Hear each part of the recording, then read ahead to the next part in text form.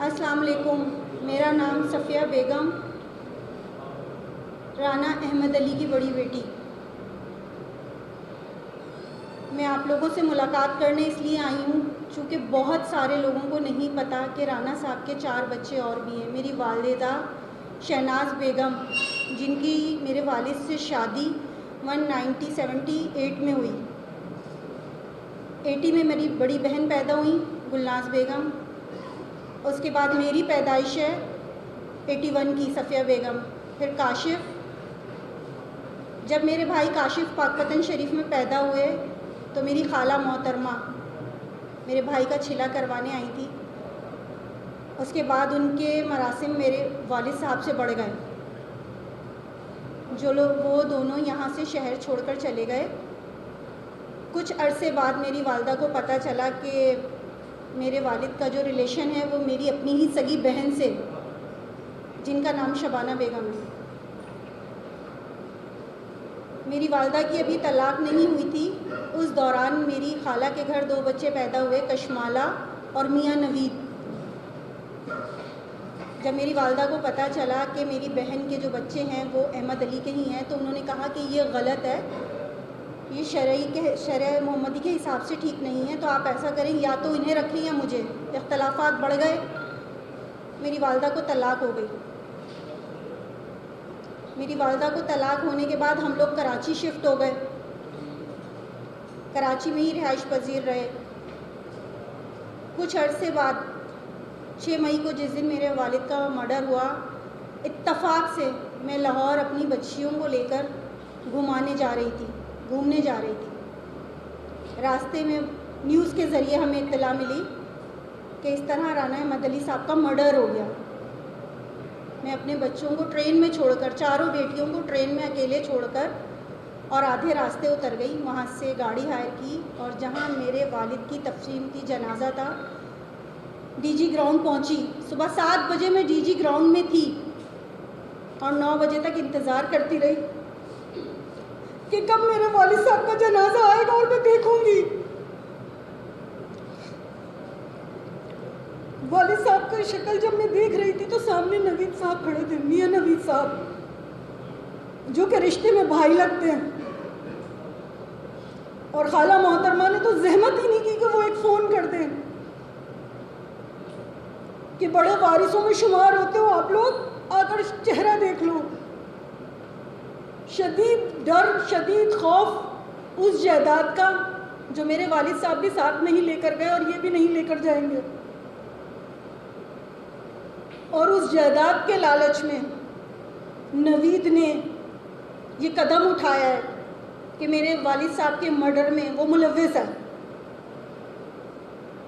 मेरे वालिद साहब का मर्डर रात को 3 बजे होता है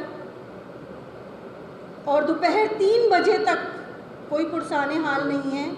जो ऐनी गवाह हैं वो भी नहीं, हॉस्पिटल लेकर जाते, एम्बुलेंस को कॉल करते, और बेटे साहब नवीद मियाँ साहब वो भी नहीं पहुँचते। अगर सब लोग टाइम पर पहुँच जाते तो शायद आज वो हयात होते। शायद उसे एमपीए होने का इतना गुरूर है कि उसे यही नहीं पता कि मैं अपने बाप को मार रहा हूँ। कुर्सी और पैसे का इतना नशा, और वो अब अपने आप को बचाने के लिए लोगों पर इल्ज़ामात डाल रहा है। ये सब चीज़ें अपनी जगह। हमने सोचा कि कभी हमें हमारी खाला खुद कॉल करेंगी और बोलेंगी कि बेटा वालिद साहब के साथ इस तरह हो गया है, आप लोग आ जाओ, जो आप लोगों का जायज़ हुकूक है वो आप लोग ले लो।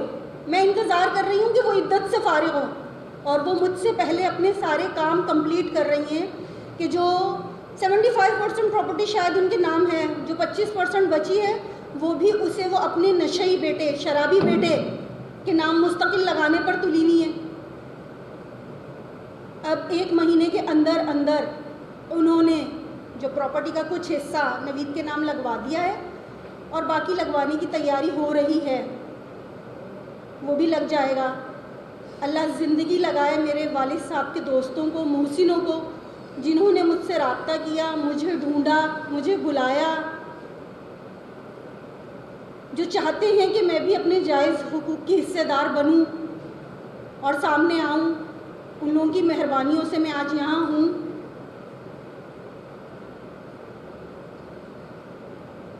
मैं पाकपतन के लोगों से दरख्वास्त करती हूँ कि मैं उस अहमद अली की बेटी हूँ जो आप लोगों को चाहता था।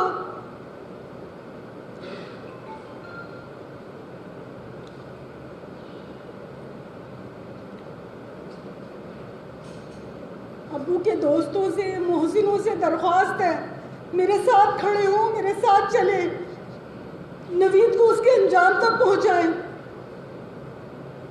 उसका कुर्सी का नशा, उसका पैसे का घमंड, जिसकी खातिर उसने मेरे बाप को मरवाया, वो कोशिश कर रहा है कि वो अपना इल्ज़ाम छुपाने के लिए लोगों पर इल्ज़ामात लगाता रहे। अगर वो मुल्जिम नहीं है तो वो 12 घंटे तक कहाँ था?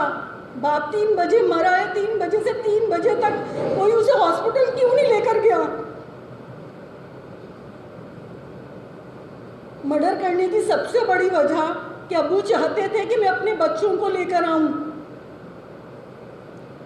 नवीद मियाँ शदीद नशे में बार बार मेरे बाप को थ्रेट करते थे। ना वालिद साहब कहते कि मैं अपने बच्चों को लाऊं, ना अपने बच्चों को हिस्सा दूं, और ना वो आज जान से जाते।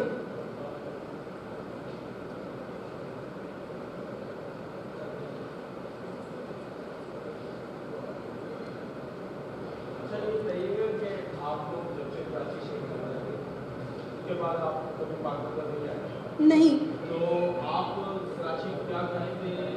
आपका क्या सोशल चीज़ें आप होती नहीं प्रोसेस आपका कभी कोई हिस्सा कभी सपोर्ट नहीं होगी? वालिद साहब से राब्ता था, वालिद साहब से बातचीत होती रहती थी, लेकिन पैसों के लिए, चीज़ों के लिए, क्योंकि मैंने आपसे कहा वो मेरी सगी खाला थी, हमारी वालिदा नहीं चाहती थी कि हम उनसे राब्ता करें।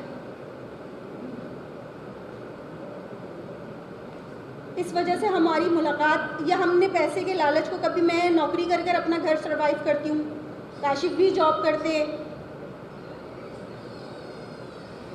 पैसों की शदीद ज़रूरत होती, शदीद हवस होता, शदीद लालच होता, तो शायद हम भी आज नवीद की जद में खड़े होते, सफ में खड़े होते। ये कहिएगा कि आप किस तरह ये दावा कर रही हैं कि जो एमपीए साहब हैं उन्होंने अपने वालिद को मदद करवाया, कि वो तो इस मामले में बराह रास्त नहीं पे दबिश नजर नहीं आते, ना पुलिस में। मेरे पास ऐसे गवाह हैं, ऐसे लोग हैं जिनके सामने नवीद ने काफ़ी दफ़ा अब्बू से बदतमीज़ी की है। जब अब्बू ने कहा है कि मैं अपने बेटे काशिफ को लेकर आऊँगा, उसे एमपीए के लिए इलेक्शन लड़वाऊंगा, तो उसने कहा मैं देखता हूँ आप कैसे करेंगे, कैसे होगा ये सब कुछ। मैंने आपसे कहा ना ये बात होती कि अब्बू हमें लाने की कोशिश करते, ना मेरे वालिद साहब जान से जाते। अब तक ऐसी कोई बात नहीं हुई, अब तक सारे मामला सुकून से चल रहे थे। अच्छा, क्या आप इस केस में मुद्दई बनेगी? जी बिल्कुल, मैं ही मुद्दई बनूंगी, मैं बड़ी बेटी हूँ, मैं ही मुद्दई बनूंगी। नवीद का खुद का गार्ड मुलविस है, पर्सनल गार्ड जो उसके साथ होता था। जी बिल्कुल, गार्ड के ऊपर ही है इल्ज़ाम। अगर वहाँ सीसीटीवी फुटेज नहीं होते तो पता भी नहीं चलता ना सर, मतलब एक नॉर्मल आदमी नहीं मरा। पुलिस ने एफआईआर किसके खिलाफ की? तो मुझे गार्ड को गिरफ्तार किया, गार्ड को एफआईआर है, किसको गिरफ्तार किया? गार्ड है, उसके अलावा जो उसके साथी थे वो शामिल हैं। एफआईआर गार्ड के ऊपर है। क्या वजह बनी? बकौल गार्ड के कि उसे कॉल आई थी, बकौल गार्ड के, जहाँ तक मेरी इन्फॉर्मेशन है, और मज़ीद मैं अपनी इन्फॉर्मेशन में इजाफा करूँगी यहाँ आकर, क्योंकि अभी जो मैं आई हूँ वो यही बताने के लिए आई हूँ कि मुझे नवीद पर 1000 टाइम शक है। मैं चाहती हूँ उसकी भी इंक्वायरी हो। 12 घंटे से डेड बॉडी कमरे में है, 12 घंटे के अंदर अंदर अगर बेटा और जो अहनी गवाह है वो पुलिस एम्बुलेंस को कॉल कर देते या हॉस्पिटल एम्बुलेंस को कॉल कर देते और मेरे वालिद साहब हॉस्पिटल पहुंच जाते, तो नवीद कहाँ था? वो बेटा था ना, वो कहाँ था? वो क्या कर रहा था? अच्छा ये बताइए कि ज़ाहिर है नवीद एमपी है, वो ताकतवर है, तो आप कैसे इंसाफ हासिल करेंगी? सर मैं सच के साथ, गवाहों के साथ, मतलब वो एमपीए है तो उसको खून माफ है। आपकी मेन वजह तनाज़ा जो है वो जायदाद में आपको हिस्सा ना मिले, एक वजह तनाज़ा ये भी है कि आपको जायदाद में हिस्सा नहीं मिला। एक वजह ये भी है और दूसरी सबसे बड़ी वजह ये भी है कि जैसे जैसे मुझे मालूमात हुई कि नवीद की एक्टिविटीज़ क्या थी, तो मेरा जो पूरा शक है वो नवीद के ऊपर है, जो कि वो लोगों पर डालकर अपने आप को साइड पर हो रहा है। अगर ऐसा नहीं है तो उसको इतनी जल्दी क्यों है प्रॉपर्टी अपने नाम लगवाने की? अब आप फोकस किसको कर रही हैं? अपनी जायदाद हिस्से को, क्योंकि आपका दायरा के 4 एकड़ से ज़्यादा ज़मीन है जो मिले हैं, उसको आप फोकस कर रही हैं या इस केस को? सर मैं दोनों, देखिए मैं दोनों चीज़ों को साथ लेकर चलूँगी, मैं दोनों चीज़ों को फोकस कर रही हूँ। एक तो जो चीज़ें उसने अपने नाम लगवा ली हैं वो रोकी जाएँ और जो वो लगवाने की कोशिश कर रहा है वो, और दूसरा उसकी इंक्वायरी की जाए। अच्छा ये सिर्फ बेनिफिशियरी होने की वजह से आप उसको सरकारी उसके नाम के ऊपर जायदाद मुंतकिल हो रही है और कुछ वजह? बता तो रही हूँ, मर्डर हुआ, मर्डर के 12 घंटे तक, मतलब जनाजा या डेड बॉडी या जिन मेरे वालिद साहब को गोलियां लगी वो हॉस्पिटल तक नहीं पहुंच सके। बेटा कहाँ था? बकौल लोगों की इत्तलाहें पहुंच गई थी तो वो क्यों नहीं आया? लाहौर से पाकपतन आने में कितनी देर लगती, कितने घंटे का रास्ता है? कहाँ थे नवीद मियाँ? बिल्कुल ख़त्म होने का इंतज़ार कर रहे थे। यानी जायदाद के लिए उन्होंने जाहिर सी बात है, जो जायदाद, जो असल वारिसीन हैं वो अभी भी बैठे हुए हैं, इंतज़ार कर रहे हैं, वो अपने नाम ट्रांसफ़र करवा रहा है चीज़ें। जायदाद कितनी हुई? ये मुझे अंदाज़ा नहीं है, मिलियंस में जी। आपकी गुफ्तगू से ये बता दो कि जैसे आपके पास ना काफ़ी मालूमात है एफआईआर से मुतालिक या बाकी से मुतालिक, तो अगर नवीद साहब को जो कि आप बताइए हैं या उसके सामने तफ्तीश नहीं किया जाता तो फिर आपका क्या राय है? सर क्यों शामिल तफ्तीश क्यों नहीं किया जाता? उसकी वजह, वो एमपी है इसलिए। शामिल तफ्तीश ना होने की वजह मतलब ये क्लू कम है कि वो 12 घंटे तक नहीं पहुंचा, उसने एम्बुलेंस या हॉस्पिटल में अपने वालिद को पहुंचाने की कोशिश नहीं करी या हमें इत्तला नहीं करी। आपकी वालदा हयात है? जी अल्हम्दुलिल्लाह। उनका क्या चार्ज है इसके?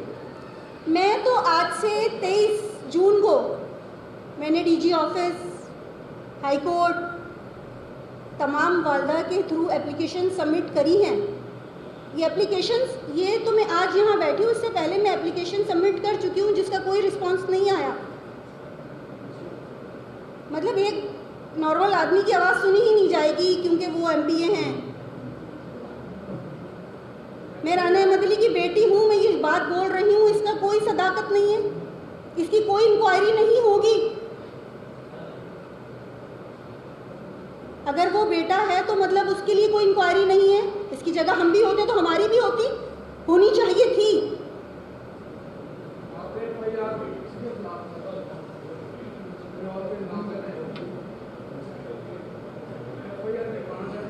जी बिल्कुल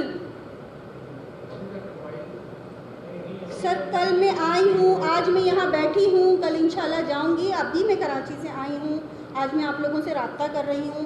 अभी ही सब परेशान होना शुरू हो जाएंगे जब ये न्यूज़ देखेंगे, क्योंकि उनके जहनो गुमान में भी नहीं होगा कि बड़े बच्चे आकर भी तफ्तीश के लिए बोलेंगे। आपकी जायदाद का इशू सेटल हो जाता है, नवीद जो है वो जो आपका गाइड है वो दे देता है, आपका खाना दे फ्लैट की आप तो क्या सर वो अपनी भी सफाई दे, अपने आप को भी क्लियर करे, उसकी भी इंक्वायरी हो। मतलब मुझे जायदाद ले लूँ तो फिर मैं बाप के कातिलों को माफ़ कर दूँ? ऐसे तो वो पैचअप हो ही जाएगा, ऐसे तो वो मामले सेटल्ड हो ही जाएंगे। अगर आपकी तरफ से एफआईआर दर्ज करनी जाए तो आपके पास गवाह हैं जो? जी बिल्कुल हैं। अदालत में शहादत दे? जी बिल्कुल हैं। कत्ल में मियां नवीद अली की वापस? जी ये बताएं कि दूसरी वालदा से जी, जो कि मेरी सगी खाला है। कब एप्लीकेशन लेकर थाने जा रही हैं आप? हाँ जी। मैडम कहीं आपके मियां नवीद के सियासी मुखालफिन को नहीं आपका इस्तेमाल कर रहे कि उसकी सियासत को बदनाम किया जाए, लड़के अंदर एक स्कूल लेकर आया जाए और उनके हाथों आप इस्तेमाल होकर यहाँ वो सर मैं तो उन्हें जानती भी नहीं हूँ। अगर उनके कोई मुखालफिन हैं तो मैं जनाजे पर लाहौर और पाकपतन आई थी और आज आई हूँ। अच्छा, आप और आपके भाई प्रोफेशन क्या करते हैं और आपकी वादा ने भी क्या शादी की तरह की? जी मेरी वालदा ने, मेरे नाना ने उनकी दूसरी शादी कर दी थी। आप लोग भाई प्रोफेशन क्या करते हैं? आपका बेटा है। मैं लाइफ इंश्योरेंस में होती हूँ और भाई टेलर हैं। काफ़ी अर्सा बाहर गुजार कर आए, अभी कराची में अपनी दुकान बनाई हुई उन्होंने। अच्छा, आपकी वादा की दूसरी शादी भी होगी? जी।